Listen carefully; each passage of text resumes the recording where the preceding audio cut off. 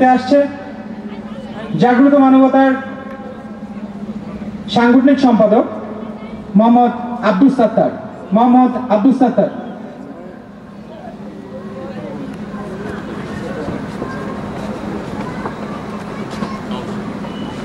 আসসালামু আলাইকুম, সবাইকে ঈদের শুভেচ্ছা।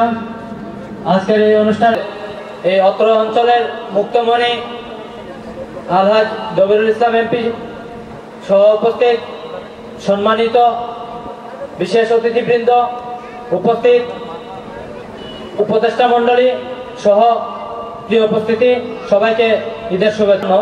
জাগ্রত থাক মানবতা, এই স্লোগানকে কেন্দ্র করে আমাদের আজকের এই পথ চলা, আজকের এই জাগ্রত মানবতার আমাদের এই অনুষ্ঠান। এই অনুষ্ঠানের মানুষের জন্য আসলে এই স্লোগানকে ধারণ করেছি আমরা।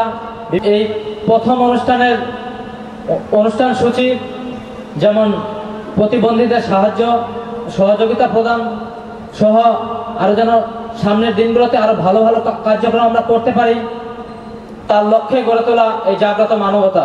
বলে যে এতগুলো সংগঠন আসলে দরকার কি, আমি আমার ব্যক্তিগত মতামত থেকে বলি, অনেকগুলো জেলা ঘুরেছি, বিশ্ববিদ্যালয় শেষ দিন পর্যন্ত যে শিক্ষাটা আমি পেয়েছি, একটা জেলায় একাধিক সংগঠন থাকে। যেমন লাহিড়ীতে কেউ বলতে পারবে না যে 21শে ফেব্রুয়ারি, 16ই ডিসেম্বর কিংবা 26শে মার্চে কোনো প্রোগ্রাম হয়। শুধু ঈদের পর দিন এই ঈদ কিংবা ওই ঈদেই, এগুলোতে আসলে সাংস্কৃতিক চর্চাটা আরো বাড়াতে হবে। যেমন গত বছর এক প্রোগ্রামের আগে আমি পান্না চাচার কাছে গেছিলাম বালিয়াডাঙ্গিতে। ওনার ওখানে যখন কার্ড দিই, উনি কার্ডটা হাতে নিয়েই বলছিলেন যে লাহিড়ীর মানুষ খুবই সংস্কৃতি প্রিয়, এই অনুষ্ঠানটা অনেক জমজমাট হবে। আসলে উনি বালিয়াডাঙ্গি থেকে বিশ্বাস করেন যে লাহিড়ীর মানুষ সংস্কৃতি প্রিয়। আর আমরা বিশ্বাস করি যে কোনো প্ল্যাটফর্মই হোক না কেন, আমাদের এই লাহিড়ী একটা কেন্দ্রবিন্দু হয়েছে। যে সবাই জানে যে ঈদের পর দিন যে প্ল্যাটফর্মে থাক না কেন, মানুষের জন্য। সবার লক্ষ্যে আমি বলতে চাই, আমাদের যে কিছু প্রবলেম আছে সেগুলো আমি বারবার বলি, প্রত্যেকটা প্রোগ্রামেই বলি, আসলে কিছু কাজ হয়, কিছু হয় না।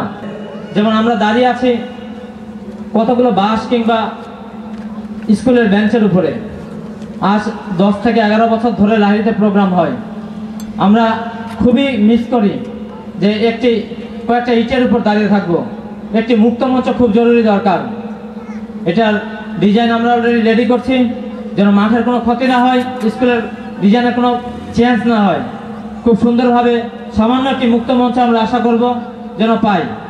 আর একটি বিশেষ দাবি আমার সবার কাছে, যে বালিয়াডাঙ্গিতে উনি ইচ্ছা করে এটার জন্য কোনো বাজেটের দরকার।